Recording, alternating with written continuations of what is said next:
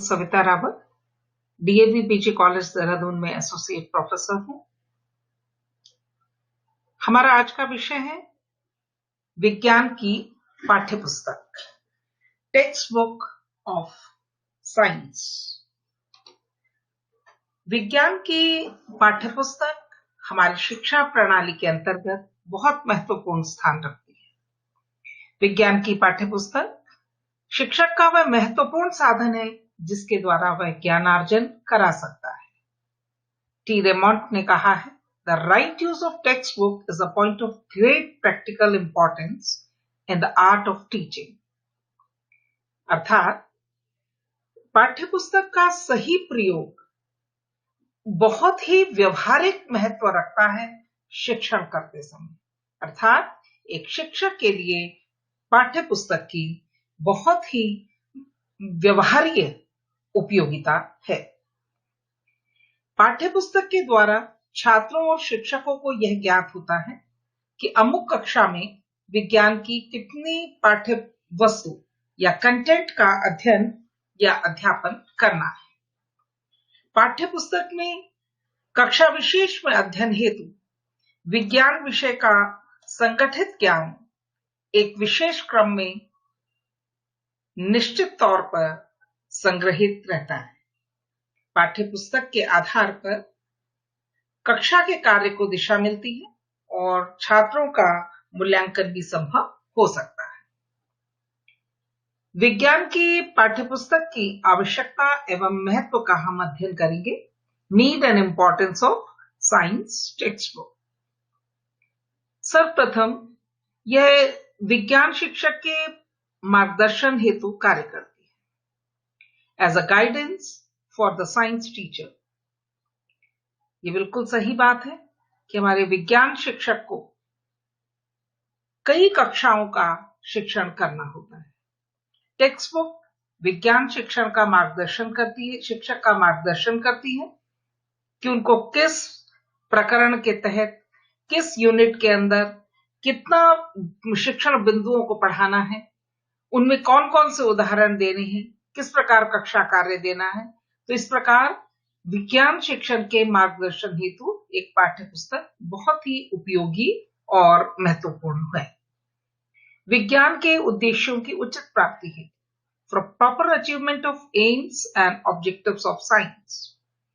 विज्ञान के महान उद्देश्यों और लक्ष्यों की प्राप्ति हेतु पाठ्यपुस्तक शिक्षक को सहायता प्रदान करती है। वो छोटे छोटे ऐसे उदाहरण, ऐसे प्रैक्टिस टैक्टिक्स, ऐसी टेक्निक्स, ऐसे प्रश्नोत्तर, ऐसे इलस्ट्रेशंस पाठ्यपुस्तक में दिए होते हैं जिससे कि विज्ञान शिक्षक अपने उद्देश्यों की प्राप्ति में सहायक होता है। शिक्षण प्रयासों को सफल बनाने हेतु एक शिक्षक प्रयास करता है अपने शिक्षण के द्वारा छात्र तक उस ज्ञान को पहुंचाने का। पाठ्यपुस्तक शिक्षक को सहायक सिद्ध होती है शिक्षण प्रयासों को सफल बनाने के लिए। उसकी जो शिक्षण है उसमें एफिशिएंसी लाने के लिए, फॉर इम्प्रूविंग टीचिंग एफिशिएंसी। उसकी शिक्षण जो शैली है, जो उसकी शिक्षण विधियां हैं, उनको प्रयासों को सफल बनाने के लिए, जिससे कि शिक्षण प्रभावी ढंग से हो सके। नवीन ज्ञान और विचारों की जानकारी प्रदान करने, as a means of imparting new knowledge, new thoughts। बहुत बार हो सकता है शिक्षक ने बहुत ज्ञान प्राप्त किया होगा, मास्टरी होगी उनके अपने सब्जेक्ट पर, किंतु कई बार हम नई बातें, नए विचार छात्रों को बताने से भूल जाते हैं। किंतु पाठ्यपुस्तक के होने से उन सभी बातों का, नवीन विचारों का, नवीन ज्ञान का उसमें उल्लेख होता है, जिससे कि शिक्षक को सहायता मिलती है और वो उसके लिए एक उपयोगी सिद्ध होती है कि वो नए विचारों को, नए थॉट्स को छात्रों के आगे रख सके। विज्ञान शिक्षक की सहायक सामग्री के रूप में, वैसे तो हम शिक्षण सहायक सामग्री के रूप में चार्ट, मॉडल, ग्राफ्स या प्रयोग प्रदर्शन की जो वस्तुएं उनको ही समझते हैं, किंतु एक विज्ञान शिक्षक के लिए पुस्तक सहायक सामग्री का काम करती है, क्योंकि पाठ्य पुस्तक में विषय वस्तु के साथ साथ ये उल्लेख होता है कि इसमें ये उदाहरण दिया जाएगा या इस पर जो है ये प्रयोग आप दिखा सकते हैं, इसको इस शिक्षण सामग्री की सहायता से स्पष्ट कर सकते हैं, कंटेंट को और ज्यादा जो है प्रासंगिक बना सकते हैं। तो इस तरह शिक्षण सहायक सामग्री के रूप में विज्ञान की पाठ्य पुस्तक शिक्षक के काम आती है। विज्ञान के स्व अध्याय में सहायक, helpful for self study of science. शिक्षक के लिए सेल्फ स्टडी का काम भी विज्ञान की पाठ्य पुस्तक करती है। यदि वो पढ़ना चाहे कक्षा में जाने से पहले, या कक्षा की तैयारी करते वक्त, या कक्षा के लिए प्लान बनाते वक्त, योजना बनाते वक्त, यदि वो स्व अध्ययन करना चाहता है तो पाठ्य पुस्तक उसको सहायता प्रदान करती है। विज्ञान की विषय वस्तु की समीक्षा के लिए हम कोई भी ज्ञान लेते हैं, लेकिन बिना क्रिटिकल अप्रेजल के, बिना समीक्षा के किसी भी ज्ञान को स्वीकार करना मुश्किल होता है। यदि हम विज्ञान की पाठ्य वस्तु की समीक्षा करना चाहते हैं तो पाठ्य पुस्तक एक शिक्षक को उसमें बहुत सहायता प्रदान करती है कि वह पाठ के बारे में विचार करे कि छात्रों को क्या देना होगा, या मैंने जो पढ़ा है वो कैसा रहा, क्या मैं अपने उद्देश्यों में सफल रहा, क्या मेरे जो टीचिंग प्रयास थे क्या वो सही थे, या पाठ्य पुस्तक में जो निर्देश दिए गए थे, जो उदाहरण दिए गए थे, जो प्रयोग बताए गए थे, क्या मैंने उनको सफलतापूर्वक किया। तो समीक्षा में विज्ञान की पाठ्य पुस्तक एक शिक्षक को सहायता प्रदान करती है। विज्ञान के अभ्यास हेतु, फॉर प्रैक्टिस इन साइंस, आप जानते हैं to learn science is to do science. विज्ञान में अभ्यास का बहुत महत्व है, स्वयं करने का, स्वयं अनुभव करने का बहुत महत्व है। तो पाठ्य पुस्तक हमें वो चाहे प्रश्न हो अभ्यास करने के लिए, चाहे वो एक्सपेरिमेंट हो करने के लिए, चाहे कोई गृह कार्य हो करने के लिए, कक्षा कार्य हो, अभ्यास कार्य हो, प्रयोगात्मक कार्य हो, इसके लिए हमें अवसर प्रदान करती है छात्रों को कि शिक्षक किस प्रकार से छात्रों को अभ्यास हेतु कार्य दे कि वो पाठ्य पुस्तक की सहायता से उसको कर सके। विज्ञान के नियमित अध्ययन की आदत का विकास, to develop the habit of regular study of science. छात्र या शिक्षक दोनों किस प्रकार अपने विषय का नियमित अध्ययन करें, उसके बारे में जानें और अपने ज्ञान को पुष्ट करें। तो एक नियमित अध्ययन की आदत का विकास भी पाठ्य वस्तु के साथ ही हो सकता है, वरना कितना भी याद रखने की किसी की क्षमता हो, किंतु बिना किताब के चाहे गृह कार्य करना हो, चाहे कक्षा कार्य करना हो, चाहे कुछ याद करना हो, चाहे कोई प्रश्नों का हल करना हो, तो नियमित अध्ययन में विज्ञान की पाठ्य पुस्तक की आदत हो जाती है। अभी हमने विज्ञान पाठ्य पुस्तक की आवश्यकता और महत्व को देखा। अब हम देखेंगे characteristics of good text book of science. विज्ञान की अच्छी पाठ्य पुस्तक में क्या क्या विशेषताएं होनी चाहिए। सबसे पहला आता है बेस्ड ऑन सिलेबस, पाठ्यचर्या पर आधारित। हमारा जो उस कक्षा विशेष के लिए जो सिलेबस दिया गया है, पाठ्य पुस्तक उस पर आधारित होनी चाहिए। उससे संबंधित सभी शिक्षण बिंदु, सभी विषय वस्तु उस पाठ्य पुस्तक में कवर होनी चाहिए, जिससे कि छात्र को या शिक्षक को इधर उधर न भटकना पड़े। इसलिए एक अच्छी पाठ्य पुस्तक सिलेबस पर आधारित होती है, संपूर्ण सिलेबस को कवर करती है। नंबर 2, बालकों की आवश्यकताओं एवं सुविधाओं के अनुरूप, according to the needs and facilities of the student. एक अच्छी पाठ्य पुस्तक बालकों की आवश्यकताओं को पूरा करती है, मतलब उसमें छात्रों को मात्र विषय वस्तु ही नहीं, अपनी जिज्ञासाओं की शांति, अपने लिए प्रश्न, अपने प्रश्नों के हल, ऐसे उदाहरण, सभी कुछ उनको मिलेगा। इस प्रकार की पाठ्य पुस्तक होनी चाहिए। तीसरी जो सबसे इंपॉर्टेंट बात आती है वो आती है पाठ्य पुस्तक का लेखक, author of the text book. Author of the text book ये बहुत इंपॉर्टेंट है कि वो उस विषय का मर्मज्ञ, ज्ञाता, उस विषय में हर एजुकेशन प्राप्त होना चाहिए और उन्होंने शिक्षण कार्य विद्यालय में किया होना चाहिए। उन्होंने उस कक्षा के छात्र छात्राओं को पढ़ाया हुआ होना चाहिए जिसकी कि वो टेक्स्ट बुक लिख रहे हैं, ताकि वो छात्रों के मनोवैज्ञानिक भावनाओं को समझ सकें, छात्रों की आवश्यकताओं को समझ सकें, छात्रों के मानसिक स्तर को समझ सकें और विज्ञान के ज्ञान को किस प्रकार छात्रों को सुगमता से देना है, किस प्रकार बोधगम्य बनाना है, इसका उनको ज्ञान हो। इसलिए लेखक का ये सारे विशेषताएं उस लेखक में होनी आवश्यक है, और साथ ही साथ उन्होंने शिक्षक प्रशिक्षण भी लिया हो, कोई ना कोई उनके पास ऐसा उन्होंने प्रशिक्षण लिया हो कि वो शिक्षण कर सके। प्रकरणों का उचित क्रम, प्रॉपर सीक्वेंसिंग ऑफ टॉपिक्स। एक अच्छे पाठ्य पुस्तक में प्रकरणों को उचित क्रम में अरेंज किया जाता है। आपने देखा होगा सिलेबस जो है वो तो किसी भी क्रम में दे दिया जाता है, किंतु पाठ्य पुस्तक में यूनिट्स को क्रम में लगाया जाता है, और यूनिट्स के अंदर सारे जो उसके डिविजन्स हैं, जो उसके टॉपिक हैं, सब टॉपिक हैं, उनको एक उचित क्रम में प्रस्तुत किया जाता है, जिससे कि पहले जो प्रकरण हमने पढ़े हैं वो हमारे बाद के प्रकरणों को पढ़ते वक्त हमें उसमें सहायता प्रदान करे समझने में।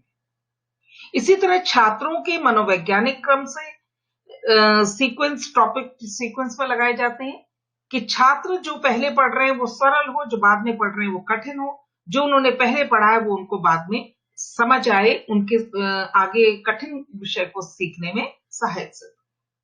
भाषा शैली, एक अच्छे पाठ्य पुस्तक की भाषा और शैली बहुत ही बोधगम्य, सुगम्य होनी चाहिए।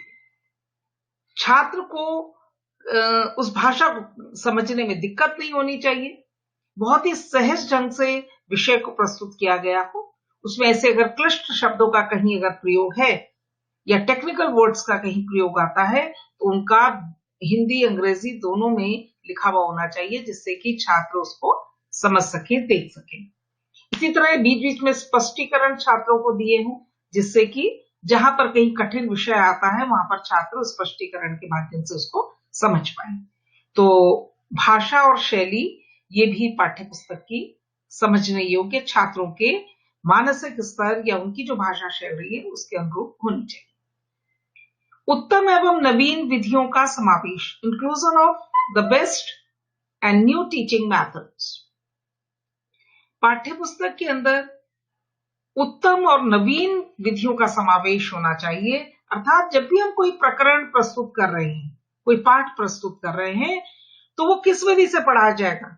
शिक्षक को इस प्रकार के हिंट्स, इस तरह के संकेत उसमें होने चाहिए, इस तरह की विधियों का समावेश होना चाहिए कि प्रयोग करेंगे इसके लिए हम और ये प्रयोग करेंगे। इसको भ्रमण के द्वारा पढ़ाया जा सकता है। छात्रों को आप जो है ले जाएंगे भ्रमण पर, वो ये कलेक्ट करेंगे, इस तरह से जो भी प्रकरण है उसमें अच्छी अच्छी विधियां, नई विधियां, उत्तम विधियां, उनको भी शिक्षक को संकेत दिया जाना चाहिए, जिससे कि यदि परिस्थितियां ऐसी हो तो वो छात्रों को उन नवीन विधियों के द्वारा पढ़ा सके। उदाहरणों के द्वारा स्पष्टीकरण, क्लैरिफिकेशन थ्रू इलस्ट्रेशंस। जहां पर भी स्पष्टीकरण दिया जाए वहां पर उदाहरण दिए जाए और उदाहरणों के पश्चात सामान्यीकरण किया जाए, ताकि छात्र उन उदाहरणों से उस प्रकरण को, उस तथ्य को स्पष्ट समझ सके। एक अच्छी पुस्तक में ये सारी विशेषताएं होनी चाहिए। इसके अलावा कुछ अन्य विशेषताएं भी हैं जिनकी बात हम करेंगे, जैसे पुस्तक रंगीन हो और उसमें वास्तविक चित्र सहित हो, रियल और कलर्ड पिक्चर्स हो। आपने देखा होगा कि वो हमें वास्तविकता के ज्यादा नजदीक जब हम चित्रों को देखते हैं तो वो हमें समझने में और ज्यादा सहायता करते हैं। और अगर छोटी कक्षाओं के लिए किताब है, उसमें अगर रंगीन चित्र है तो वो छात्रों को आकर्षक लगते हैं, रोचक लगते हैं, छात्र पाठ्य पुस्तक को पढ़ने के लिए प्रेरित होते हैं। पाठ्य पुस्तक के अंत में परिशिष्ट या अपेंडिक्स दिया जाना चाहिए। अपेंडिक्स लिस्ट होती है कि आपके जो भी शब्द वहां प्रयोग हुए हैं या कौन शब्द कहाँ प्रयोग हुआ है, किस संदर्भ में है, क्या, तो इस तरह से एक अपेंडिक्स जो है वो पीछे के पाठ्य पुस्तक के दी जानी चाहिए, जिससे कि यदि किसी शब्द या किसी टेक्निकल वर्ड को ढूंढना हो तो अपेंडिक्स की मदद से उसको ढूंढा जा सके, उसको समझा जा सके, और या ये कि उस पुस्तक में वो कितनी बार प्रयोग हुआ है, कहाँ कहाँ प्रयोग हुआ है, इसको किया जा सके। अब आता है जिल्द, आकर्षक और मजबूत हो, attractive cover page and good binding. आपने देखा होगा विज्ञान की अगर पाठ्य पुस्तक है तो उसमें बाहर से विज्ञान का चित्र, विज्ञान के उपकरणों का चित्र या विज्ञान के जो भी हमारे तथ्य है उनको प्रस्तुत करता हुआ कोई चित्र रखा जाता है जिल्द पर। इसी तरह पुस्तक मजबूत होनी चाहिए, ताकि क्योंकि छात्र उसको साल भर पढ़ेंगे, और उसको बार बार बस्ते में रोज रखना निकालना, तो उसकी बाइंडिंग खुले नहीं, इसका भी ध्यान रखना। पाठ्य पुस्तकों में समन्वय, अभिन्यास, सहायक सामग्री का प्रयोग और प्रयोगात्मक कार्य के लिए सुझाव दिए होने चाहिए। आपने देखा होगा जैसे विज्ञान का गणित से तो कोरिलेशन है ही है, लेकिन अन्य विषयों से भी इसका बहुत अच्छा समन्वय है, या उनसे भी जो है इनका संबंध है। तो पुस्तक में इस तरह से अन्य विषयों से संबंधित करके प्रकरणों को दिया जाना चाहिए। असाइनमेंट किस तरह से दिए जाएंगे, छात्रों को कार्य किस तरह से दिया जाएगा, वर्बल असाइनमेंट होंगे, लिखने वाले असाइनमेंट होंगे, करने वाले असाइनमेंट होंगे, इस तरह की बातें भी पाठ्य पुस्तक में स्पष्ट संकेत होने चाहिए। प्रैक्टिकल वर्क, प्रयोगात्मक कार्य, छात्रों को क्या क्या प्रयोग कराए जाएंगे, किस तरह के प्रयोग उन्हें खुद करके लाने होंगे, किस तरह के प्रयोग उनको लेबोरेटरी में कराए जाएंगे, इसका भी स्पष्ट उल्लेख पाठ्य पुस्तक में होना चाहिए। और किस प्रकरण को पढ़ाने के लिए कौन कौन से टीचिंग एड या मटेरियल एड का इस्तेमाल किया जा सकता है, वो कहां से प्राप्त कर सकते हैं, किस प्रकार से उनको बना सकते हैं, इसका भी संकेत एक अच्छी पाठ्य पुस्तक में होना चाहिए। ये एक अच्छी पाठ्य पुस्तक की विशेषता है।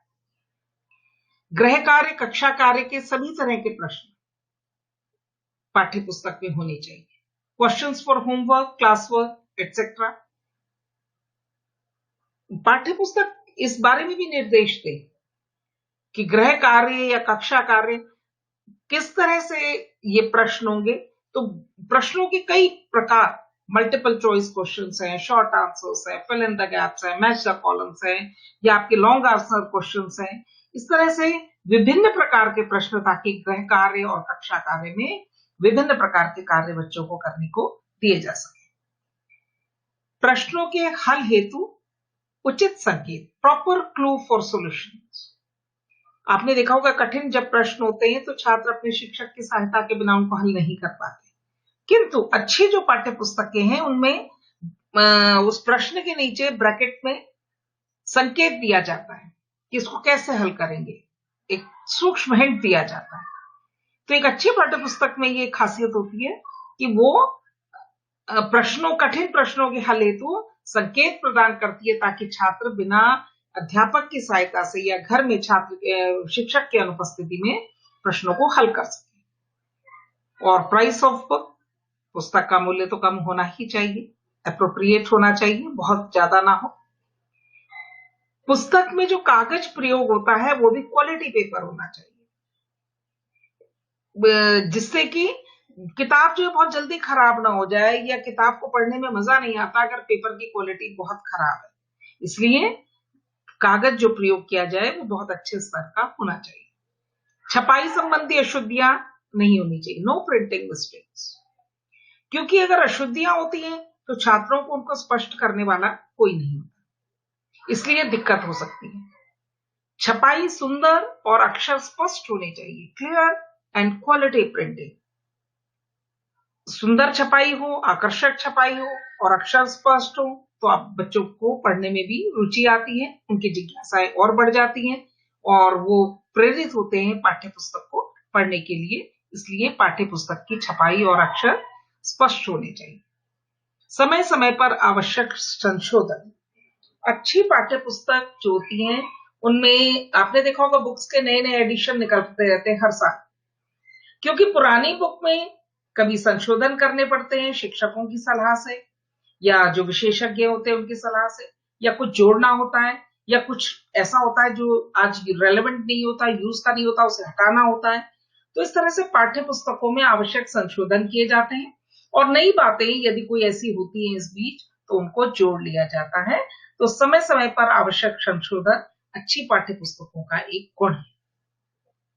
अब हमारे पास आता है विज्ञान शिक्षक के लिए पाठ्य पुस्तक की उपयोगिता। Utility of textbook for a science teacher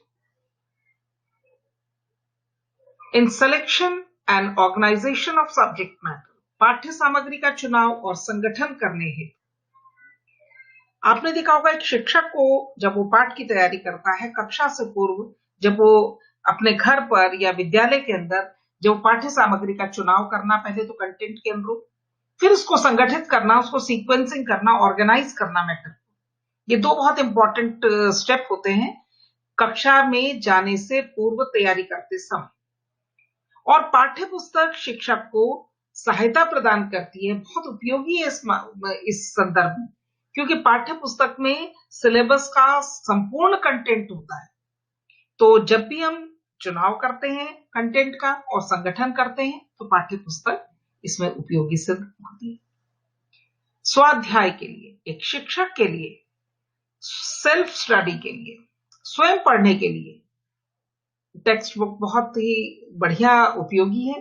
क्यों? क्योंकि वो उस कक्षा विशेष के लिए, उस प्रकरण विशेष के लिए, उस 40 मिनट के लेसन को अगर चाहे तो वो पढ़ सकता है। यदि वो उसको वैसे ढूंढता है तो शायद इसमें उसका बहुत समय जाया होगा और वो शायद हो सकता है एक दिन में अपना लेसन तैयार भी ना कर सके। लेकिन उसको स्व अध्ययन के लिए, सेल्फ स्टडी के लिए हमारी जो टेक्स्ट बुक है वो साइंस टीचर को बहुत हेल्प करती है।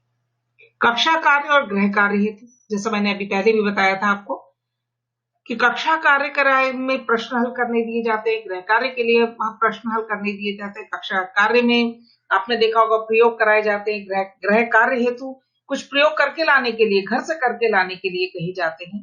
तो इस प्रकार चाहे प्रश्न हो, चाहे वो प्रयोग हो, चाहे कोई काम करके लाना हो, देखना हो, तैयारी करके लाना हो, तो शिक्षक को ये बहुत हेल्प करती है ताकि वो variety of class work, variety of homework छात्रों को प्रोवाइड कर सके।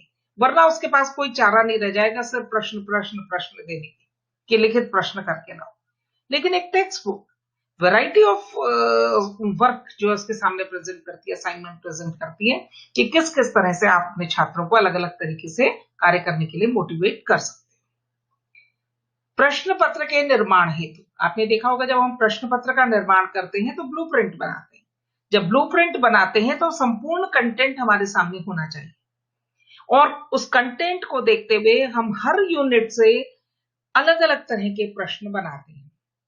ऐसा नहीं कि सारे शॉर्ट आंसर एक यूनिट से बना दिए, सारे लॉन्ग आंसर दूसरी यूनिट से बना दिए और जो सारे मल्टीपल चॉइस थे वो तीसरी यूनिट से बना दिए।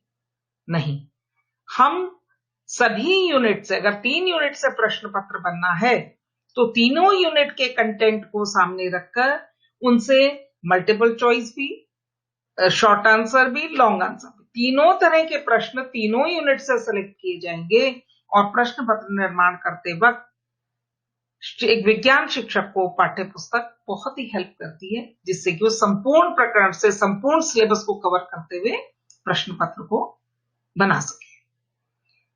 समय की मित व्ययता, मैंने आपको अभी जैसे पहले भी बताया कि वैसे तो शिक्षक के पास तो अथाह ज्ञान का सागर है। वो जो 6ठी, 7वीं, 8वीं को पढ़ा रहे वो तो उसके ज्ञान का एक बिंदु मात्र है। किंतु यदि वो सोचे कि मुझे 6ठी, 7वीं की तैयारी करनी है और उनके आगे कोई लिमिट ना हो, तो उन्हें पहले सब्जेक्ट को डीलिमिट करने में, प्रकरण को छांटने में, छोटा बनाने में, कई दिन उसी में बहुत समय लग जाएगा। लेकिन पाठ्य पुस्तक के होने से समय बच जाता है। उस समय का उपयोग हम अपने अपने शिक्षण को प्रभावी बनाने में, नई नई टेक्निक्स को यूज करने में, टीचिंग एड का प्रयोग करने में, उसकी तैयारी करने में, नए नए प्रश्नों का, उदाहरणों को तैयार करने में, नए तरीके से असाइनमेंट देने में कर सकते हैं। तो पाठ्य पुस्तक एक शिक्षक का समय भी बचाती है, जिससे कि वो जो है क्या कर सके, कक्षा में अपने काम को प्रभावी ढंग से अंजाम दे सके।